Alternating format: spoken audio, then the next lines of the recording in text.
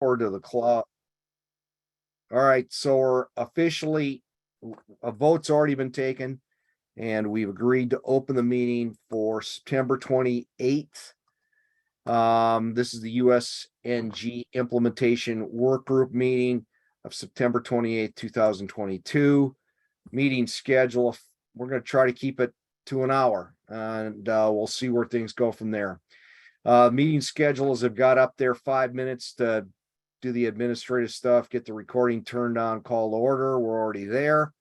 2:06 to 2:20, we'll do some organizational update stuff. Then there's 20 minutes set aside to talk USNG related developments. And then if there's developments from the floor, we can chime in. Got those last 15 minutes are always sloppy. If we get going in one section and not another, it's easy enough to adjust for that. So we should be okay there. And then clean things up, pull out your calendars, mark down the dates. We will be on the official quarterly schedule now that we've got things back up and running again. And there will be heavy promotion starting with the January 18th meeting to get us back up in the 20, 30 attendee range to get things done. So as that's how it sits as of right now, in the follow-on meeting after that, April 19th, both of those obviously being a Wednesday, and we've deferred to the 2 p.m. hour. And given the fact we got a hurricane churning up the East Coast, we've lost Florida and a lot of the other members, Georgia and the rest of them. So we'll just keep the press on here. Here's the organizational update as we know it right now. Things that were accomplished this year. Steve, this is BJ. Oh, you're going to tell me now that I'm not sharing the screen. Yeah, that's right. I hate that when I do that. Give me 1 second.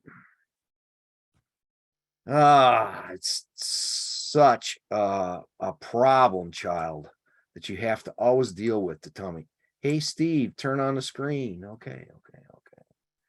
All right, so I'm going to wildly assume you can see the screen now as I go to full. Sorry about that. Let's double check it. Thanks, BJ. So are we good? Did everybody see the screen? I got a thumbs up. Okay. Organizational update. Here we go. Here's the things that we've been able to get taken care of. Now I got to get this thing out of the way. Created and adopted a mission statement and purpose, created and updated a logo, established the USNGI as a fiscal sponsorship project of Shared Geo, completed all paperwork to file as a nonprofit if it's necessary or we wish to do that after fiddling around with this. Created a board of directors. There's 7 individuals on board now, and we got Bernard in the on deck. We're looking for a 9th member, which would balance us out because we always want to keep it in odd number sequence so that there's never a thing as a tie on a board during a vote. We've created an organizational plan with chairs. The outreach committee, that's me. Technical committee is Randy, and training committee is BJ. Created a nationwide database. There's after the last send, I had to delete about 20 people that bounced of people retiring. So we're now down to about 150 or 160 people in that. And as I cut over to MailChimp, I think we'll see better response on folks showing up. And again, getting the meetings back on a routine schedule, I think will help a lot too. Created a YouTube channel and created ability to take donations and restarted in line quarterly USNGI, or I should say the USNG implementation work group, which is more or less what we are right now. Get that back and going. So did I miss any accomplishments for the year? Because I actually am going to drop this into a report that will be set up at the beginning of or should get published next year sometime. So any thoughts on that? Anything else? Okay, moving right along. Here we go. To be completed off of the original charter of what our vision was for the year that's underway. is the next thing that kind of is a slam dunk is by our charter, we are to elect a board of directors every in the last quarter of each year. And so the board of directors is the implement that does that. And we're set up to have a meeting on November 15th. We are looking to identify a representative from each FEMA region to sort of be the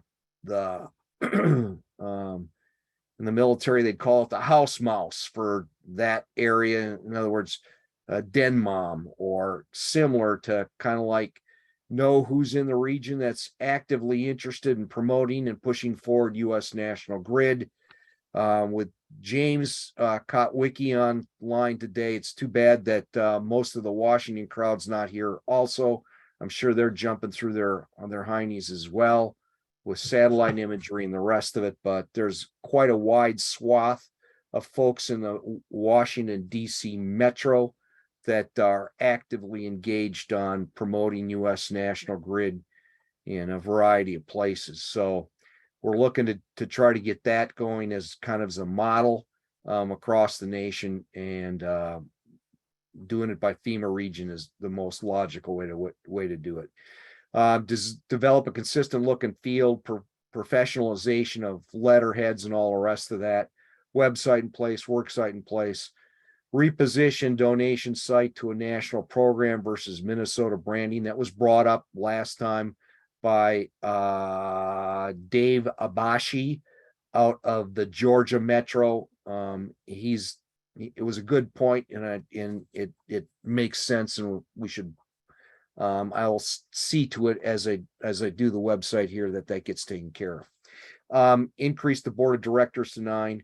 The national resources for downloading U.S. National Grid maps in place. Randy will talk a little bit about that today. The USNG app .org/beta is out there, but we've never really promoted its release. Google and the iPhone, what is it? The iStore. I don't even remember anymore. Apple Store. They've more or less made it impossible for that to be distributed anymore. So we're going to try to do what we can do to get around that with this beta release. And then last but not least, they're working hard to try to finish that Elm standard and install guide. And with that, what did I miss on what needs to be completed yet? Randy's always got something up his sleeve. I know he does. Come on, Randy. Help me out here. With the crowd's so thin today, I'm going to need a lot of help.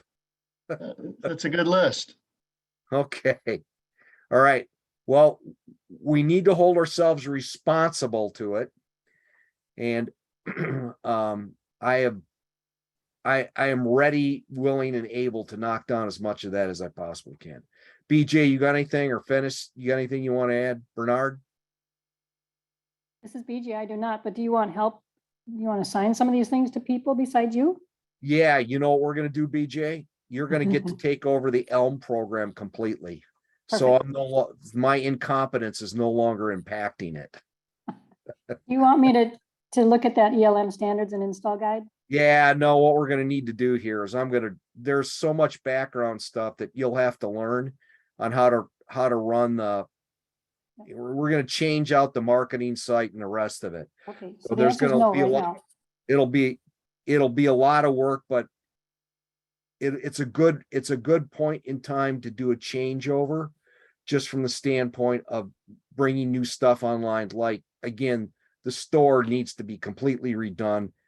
I'll stand it up as a WordPress site using WooCommerce, so we can get stuff processed quickly. It doesn't stuck in email boxes and the rest of it. So okay. So you and I will work on that later. Yep.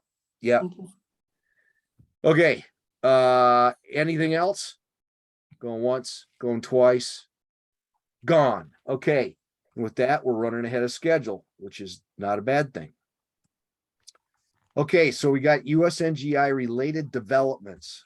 And first up, here's kind of some exciting developments. See, James, you stopped by for a sign and you already get your name up in Oh. lights, but uh, um, Elizabeta took over as the deputy, the state deputy GIO for New York. She did a lot of work on the Mohawk Valley stuff. And so we got people in high places now in New York and Minnesota willing to actively promote US National Grid. And of course, Florida, the standard in that state for emergency response is US National Grid. So continue to chip away, getting people moved up the line. And then we're extremely lucky to have James on board with us here. He approached us about getting a ELM created, and through kind of a couple of emails that went back and forth and a call that BJ made, and I'll let you chat some more, and maybe we can maybe right now is the moment that James, why don't you introduce yourself? Sure.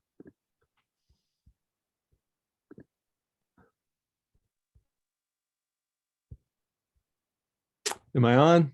You're Probably on. not. Yeah, No, I am on. Okay. Sorry, I yeah. got off early from work today. So my name's James Kotwicki. Hi, everybody. I'm involved in training with the Secret Service, and I'm probably the least important person in the Secret Service. So don't get too excited. But no, but I'm involved with a specialty team in the Secret Service, and I work out of our training academy. And I'm very enthusiastically promoting US National Grid at the academy. And we're training all our team members to become very familiar with it. And I just posted my own sign outside my training building the other day. So I'm glad to be here. I'm mainly just listening. And thanks a lot for your receptiveness to allow me to.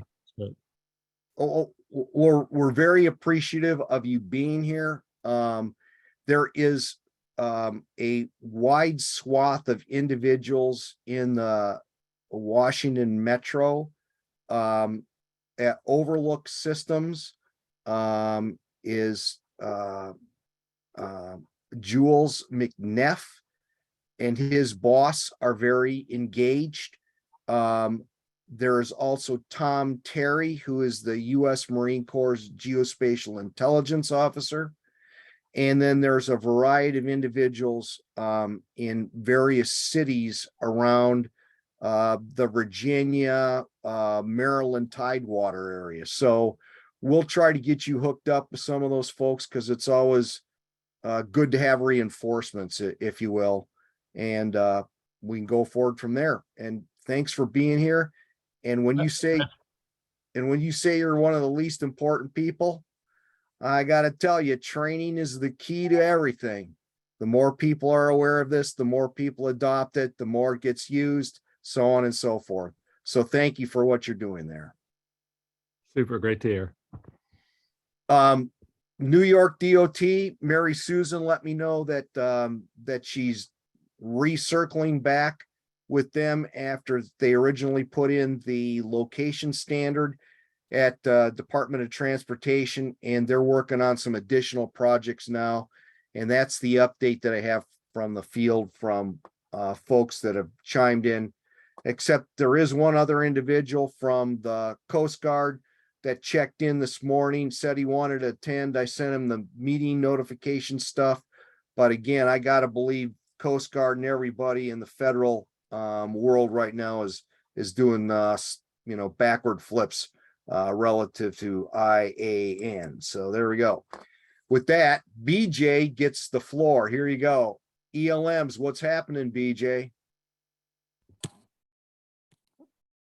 Thanks, Steve. We had a couple new programs in the last few months. One is at Cherokee County in Georgia, and that's the county that's just north of Cobb County, which is Atlanta, Georgia. Cobb County, as you know, has been very, very active and prolific in putting up, helping us design and putting up ELMs.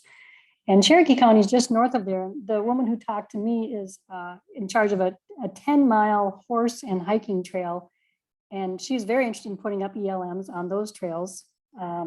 She found out that Cherokee County itself will pay for those signs, but she's not sure yet whether they're going to put up the 6x9 aluminum signs or the 3x5 decals.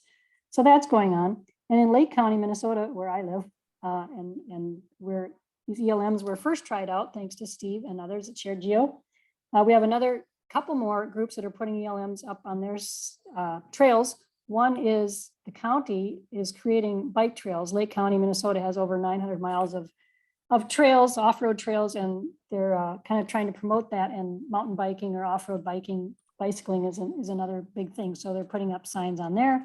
And then also some very remote ski trails in the Superior National Forest.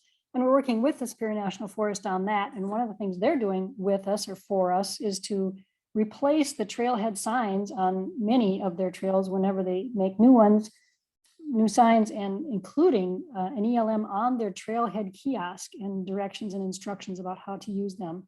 Also, the U.S. Forest Service topo maps have all of their maps now include U.S. National Grid on the grid lines and corners or outside grids of the map. So that's helpful. I think that's it, other than what Mr. McNiff, or I'm sorry, Mr. Kotwicki was talking about. Oh, one more thing is we have another vendor now. The state of Minnesota Sign Shop is also creating ELMs for us and producing them. And they just sent us the newest samples. And so I'm sure that we'll have be able to make orders through them now as well, especially for local Minnesota agencies. Okay, great. Thank you, BJ, for that update. Appreciate it. Randy, I think you're up next. I'm gonna stop and let you drive, okay? Randy, are you still with us? Sorry, I was muted. Yep. Yeah, let me share my screen then. And I got to be clever enough to turn it on here. Hold on a second. There you go. You got it. Should be good. Okay, 1 second.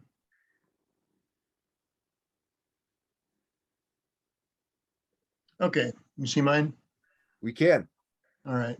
So this is an app that we're working on. It's really almost done. We just got to do a final wrap up on this whole thing. But the whole idea was to have one place, one application that would be available to anybody to go and get any available USNG compatible compliant maps. We've created some over time. I mean, I've done it for Dakota County. I've done it for the state of Minnesota, state by state.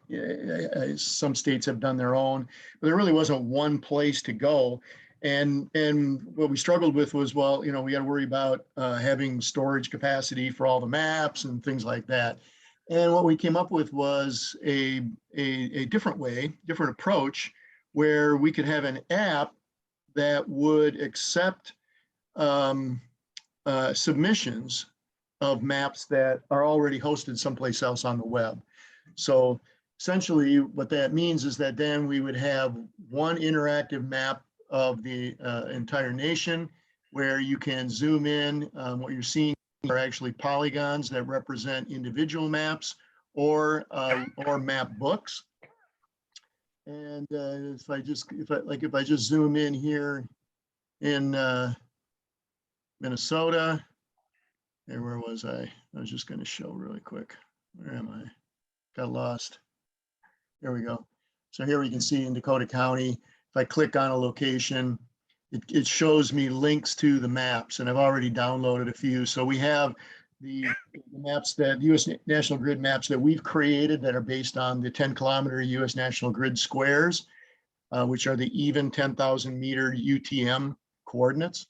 And so here we have a street map, and here we have an air photo map, which are the standards that we've created here in Minnesota. I've created the same maps for the state of Wisconsin and some other states as well. But we also have links to the USGS US topo maps, which are also National Grid compliant. They have the coordinates, they reference the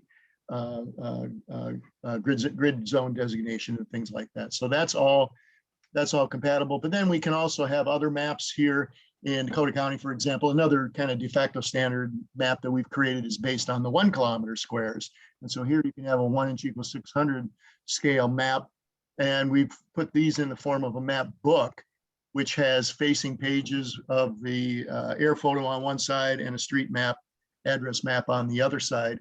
And these are all 1 inch equals, or 1 to 6,000 scale, 1 inch equals 500 feet. Sufficient for displaying street, house addresses and things like that. And so this is just a multi-page PDF, and that is simply linked once again through this same interface. And so the whole idea is that we're able to have a very simple form where we simply provide the name of the map series, an email, or my name, an email address, and then a map series URL. And this is a GeoJSON file. If you're all familiar with JSON, it's a human readable text format that's used for passing data on the web. And so this is a GeoJSON file, which also includes coordinates. And so you look at this, there are actually individual records here, which has the polygon, or has the name of the type of object. So it's a polygon, it has the coordinates of that, defining a rectangle. And then ultimately down in here, you can see there's a URL that goes to a PDF file. And so what I can do is produce this GeoJSON file programmatically from GIS data, be able to export it, a Polygon data set that has all the URLs that go to all of my maps that are already out on the web, or maps that I discover someplace else on the web. I may not even host them myself. I can create the map index and submit it here through this form so that then it appears on this map. And so that's why you can see we've got maps for Wisconsin, Iowa, Nebraska. These are maps that may be hosted elsewhere on the web. And we also have links to the USGS US topo maps by state. We put a few of those in here as examples. The US topos are there for the entire country, and they are US National Grid compliant, as I said. If you've been out to the USGS website, you know, they do provide an access to those maps through an interactive map. It's a little bit clunky. You've got to double click and then you view products and so on. And you can, it's not a real friendly interface, but they're all out there already.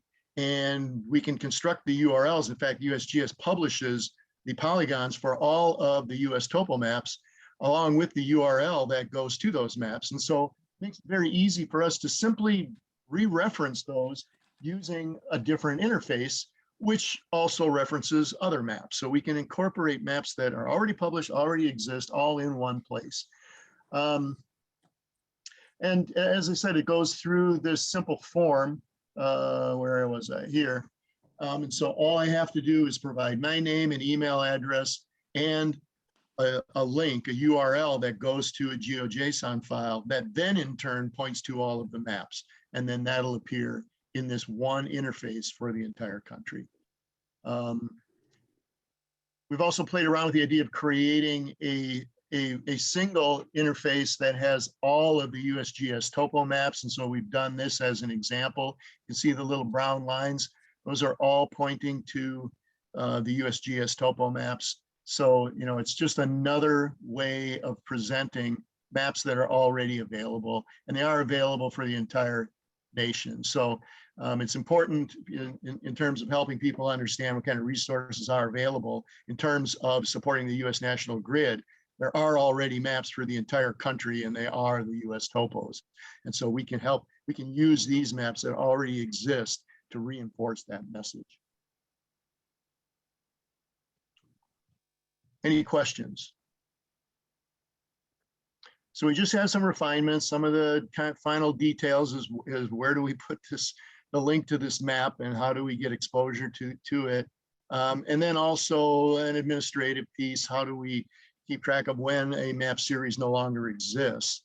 And somebody needs to be able to go in and basically do a very simple edit of a database record. There isn't a whole lot of data associated with this app, because all it's doing is retaining the link to the GeoJSON file. It's not really even storing any data. It pulls it in real time.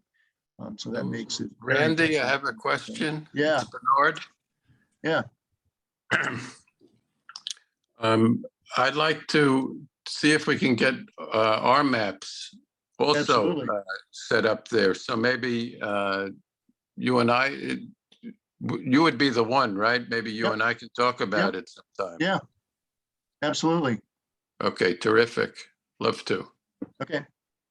Yeah, we want to discover any other maps that are already out there. The whole idea is here, we don't have to ask anybody to upload them anywhere. We don't have to worry about updating them. You know, if somebody publishes a map series and we have the URLs to those maps, if they create updated maps and the URLs still work, we don't have to touch anything. I think that's a very powerful aspect of this approach. The maps, publishing of the maps stays with the person that created the maps and published them initially. We simply give them a place where they can raise awareness of those maps and incorporate them with other maps that have been published from other places that are all National Grid compliant. We need to do it as a dedicated page on the USNGI site comes up. To me, that's what we need to do. If nothing else, on the initial promotion of it, because again, we'll be able to fill in the Gulf, all the Gulf states, all the seaboard states, East Coast seaboard. We'll be able to fill those all in because we've got the NGA stuff, so we should be fine there too. So that we'll be up to what, I don't know, 20 states, which would be a good thing. Yep. Yeah. Okay. Excellent, Randy. Thank you very much. Appreciate it. Any more questions for Randy? Going once, going twice. Gone. Now I got to share my screen again. This is so difficult. I don't know how to do all this stuff. Okay, here we go.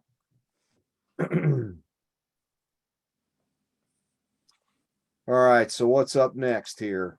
Okay, I thought you'd find this interesting. One of the guys that I was on the GITA board of directors was the lead GIS for the city of Tampa.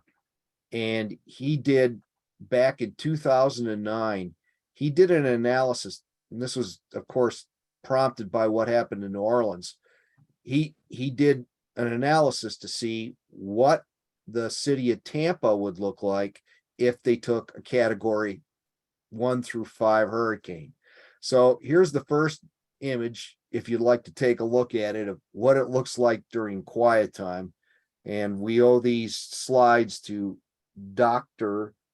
Bob, and he is no longer with us. Dr. Bob Austin, as I had indicated earlier to some of the folks who were on the call, slipped, fell, hit his neck on the edge of a kitchen counter, and that was enough. That was enough to do him in. So here's what a category 1 hurricane storm surge. This is 7 feet. And I just saw on TV, they're predicting, I think it is 6 to 8 feet for Tampa Bay. So not too much trouble yet. But as you can see, the blue encroaching, if it goes up to 13 feet, they got pretty much all parts of the bay are going to have taken a hit. And if you have a true category 3 storm surge of 18 feet, you're pretty much already at the point where the entire city of Tampa is going to be well on its way to being underwater. And if we're at 4, well, I hope you have your swimming trunks because you're going to need them. And then that's what 5 looks like. So it's an academic exercise, obviously, but it gives you the sense of the extent of damage that's going to occur in Tampa. And I think we've all heard that, it's been since the early 1920s since Tampa has taken any sort of a direct hit. And obviously, statistically, the state of Florida, I think it was through 1937, didn't even have 1 million people living in it. And so the impact of a hurricane hitting Tampa back in 1920 versus it hitting Tampa in you know, our current times is significantly different. So all you folks in Florida, buckle up because it's going to be a wild ride for a while. Speaking of which, Mike, I was just going to throw you under the bus for 2 slides. I just wanted to help point out some resources that that your team there had previously put together at Florida State University. And so one of them is the obviously the GIS data model, and the other one is your SAR-TOPO project for estimating populations in areas. So do you want to say anything about those items and how people can get to them? Because if you will, I couldn't find them directly online. Yeah, I can talk about that for a second. So, about accessing that stuff, so SAR-TOPO is someone else's platform. It's a CalTOPO product. And we basically served the data and created an instruction manual to bring that into SAR-TOPO. So Finis is actually the one that wrote the Python code that converts world population data into 1 kilometer grid squares. So I can share my screen. We actually just redid this. I'm sure. You're good to go. I gave you the screen. Yeah, okay, perfect. All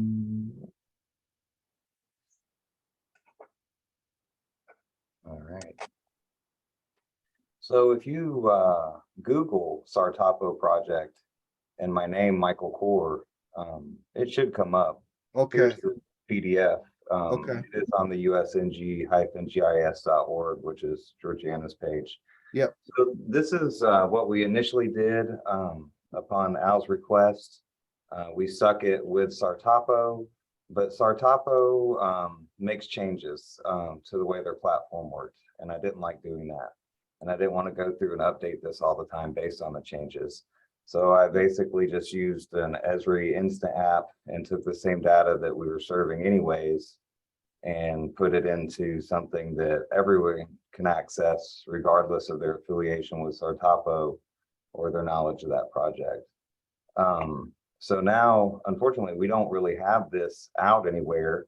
I did this for the National Hurricane Conference, and I presented on it last year in Orlando, or this year. So yeah, and we distributed the information there, but this is the U.S. National Grid 1 kilometer high resolution population estimates derived from the world population data. I think this is 2020 population estimates. We use the U.S. National Grid also to make a counterpart app, which is CDC Aster social vulnerability glyphs. So this is the 4 metrics of vulnerability. You got economic, transportation, language, and housing. I believe that's it. And then also like the size of the glyph, most people don't realize this, but the size of the glyph relative to the 1 kilometer square is also indicative of the population density there. So let's pull up so this information is just available by a couple of URLs right now. I post them in the chat room. We don't really have much social media at my office, unfortunately. Where did the chat controls go? Here we go. So yeah, we're not the greatest at promoting things, and we do have a couple of websites, but they don't like the USNG-Center, but it doesn't get updated that often, unfortunately, not to coincide with our projects. Yeah, so to go with that, to be able to make this, I had to put together the U.S. National Grid at a 100-meter scale for the entire Southeast. And we used the Tiger shape files as the backbone of that. And we basically did fishnet grids and calculated those fishnet grids using a method developed by a Florida Division of Emergency Management worker, Richard Buda. Yeah, B plus 19 letters. Bootgerite, Yeah. Bootgerite. So, and yeah, Okay, Randy Randy. also helped me on this endeavor to figure out how to get the fishnet grids going. He was actually the one that showed me how to do it first with a smaller area, and then to be able to cover the larger area, we went ahead and did this. So we have it done for this entire area. We were going to do the Northeast, but it doesn't seem like there was that much interest from folks at the National Hurricane Conference to have the rest of it done. So we're basically just sitting on these 100-meter grid squares for our own analysis purpose for whenever we want to do something. But we were able to get them to line up pretty nicely everywhere. They all completely fit to this line right here. We go back to where we were to start with.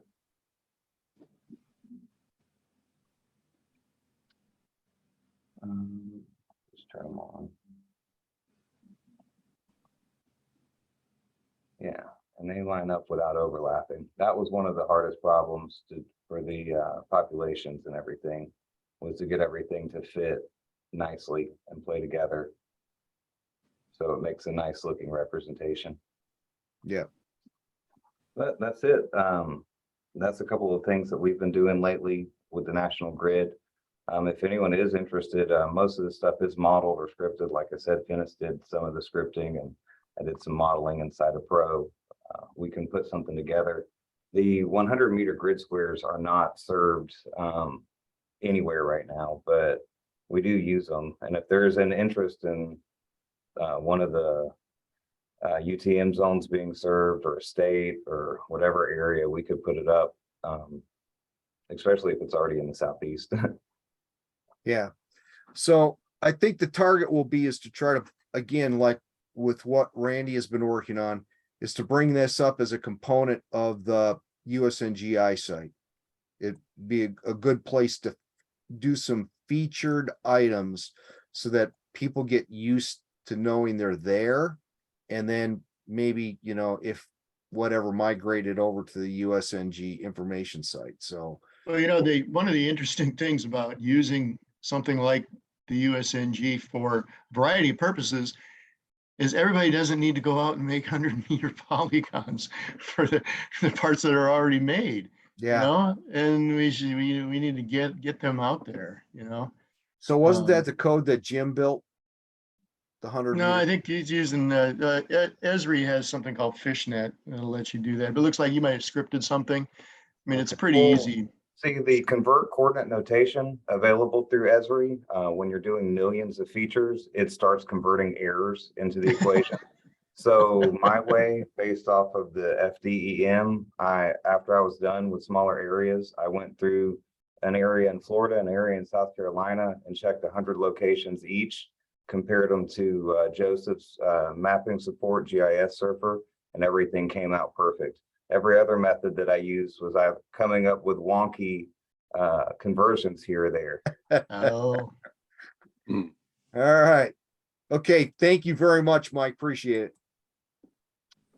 Okay. I mentioned earlier, you know, hurricane floating by. The beta is out there if you want it, if anybody is interested in using it, testing it, beating it up, whatever. Again, we've had to deprecate. We're working on deprecating out the old original USNG app.org because it's the coding has gotten too old to play nice with a lot of different current generation items. And it does give you the ability to show on different maps and check distance to coordinates and blah blah blah. Reminder, the USNG, probably the most up-to-date collection of information is on the sharedgeobooth.org. We converted that coming out of Wisconsin to have items there. And Mary Susan was asking about whether or not she could get the backdrop. I'd love to be able to send her the backdrop, but it got stolen out of locker.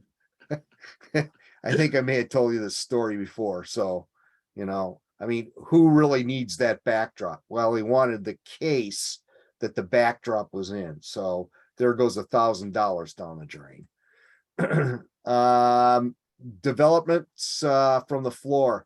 Anybody got anything they want to throw in? These times are gonna be all whacked out because I forgot to change them, but anything else from the floor? Mike, go. What do you got? Yeah, so I've been in contact with the Florida Department of Emergency Management regarding a couple of things.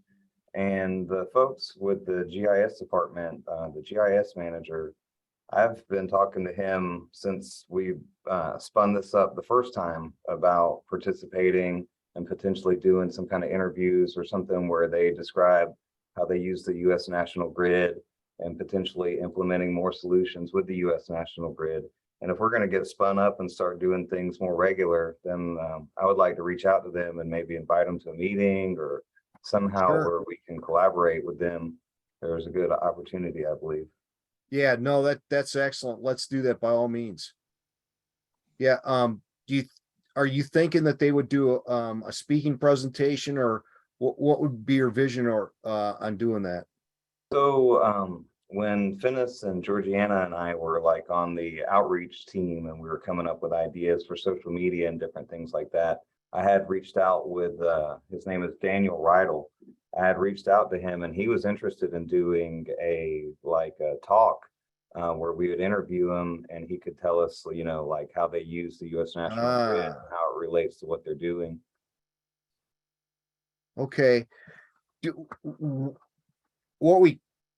The potential there is we could do it as part of the meeting, if you think that makes sense. And then I could actually clip that out of the meeting and we could just use it as if you will, a promotional tool. Is that what you're thinking? What I was thinking is adding a step in there, just having them come to the meeting and then Okay. kind of getting to know us a little bit and then, kind of bringing it up then about working together as a group and then, just to get the conversation moving again, because it's been a little while. Yep. since Yeah, we I- talked about this, but I did Yep. speak with him about a month ago and he's still interested in what we're doing. Okay, cool. Well, let's make sure that they get could you send me their emails so that they get the information for the January meeting? Yeah, I'll send an introduction to introduce you to, and then we'll Okay. get it rolling and see how we can All right, let's do that. collaborate. Okay. Any other developments from the floor? Once. This is BJ. It's not a development, but I just had a question about the USNG Institute website. I think I've seen a prototype. I'm not sure if it's really ready to go on online or not, but I'm wondering about, we seem to have a lot of different websites with information, like the Share Geo booth that you just mentioned is outstanding. And I'm wondering if the goal is to combine them all under USNG Institute. We have the USNG Center, the USNG Store, we've got Share Geo and then the Share Geo booth. And I know we want to keep Share Geo separate because that's an organization, but I think if we can combine all those other ones under the USNG Institute. That's the intent. The intent is to try to use the Institute to promote adoption versus the center, if you will, as being a focal point of information about how you can adopt US National Grid. So those two will continue to stand, if you will, interwoven but independently. You know what I'm saying?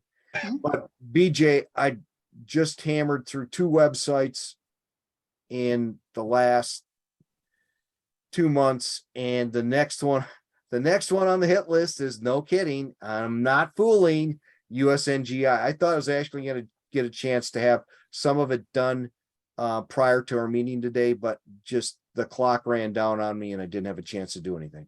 But That's the problem, is that there's only 24 hours in one day, Steve. darn it, I don't know what's going wrong with that. Okay. Thanks for your work. You know, what is it, a Mars? It's what, 27? Oh, maybe you want to move. I'm thinking. Okay. Anything else? Good point. Understand it. and it's woven into that hit list. Got. All right. Are there any earthquakes out in California today, Fennis?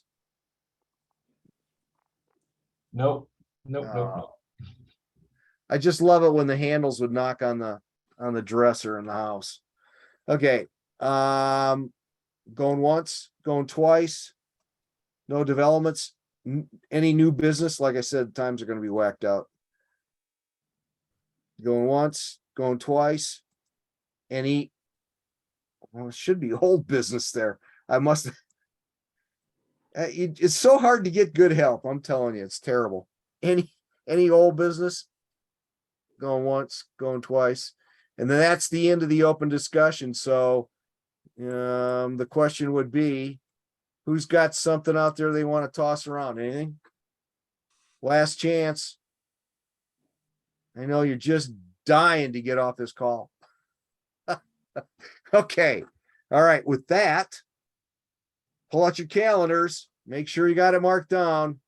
Wednesday, January 18th, 2023. How weird is that? 2 p.m. in the afternoon, Central Time. And if you're on the board of directors, there's 1, 2, 3, 4, 5 of us actually. Pencil in, make sure you got November 15th on your calendar too, because we're going to do some voting and some other stuff at that meeting, which brings up the topic that if there's anyone on this call that's listening in that would like to be on the board of directors, Bernard, we already know we're trying to find you a buddy. We're trying to find you a partner so you can bring 2 on at once. If there's anybody else on the call or listening in on the recorded session, by all means, send me a note at chair@usngi.org that you'd be interested in serving on the board, and we'll see what happens from there. Okay, with that, we're actually done earlier than early, and so that's a good thing. Do I have a motion to adjourn? Going once, So moved. so moved, and do I have a second? I'll second. Okay, who's that? Fennis? That's a finish. Okay, Yes. thanks. Anybody opposed? Hearing no one opposed, the meeting is adjourned. Thank you very much for your attention. You have a great afternoon. Okay, bye-bye. Thanks, Steve. Thanks, Steve. All right, bye-bye. Thanks, Steve. Good job. Hey, Randy, you still there?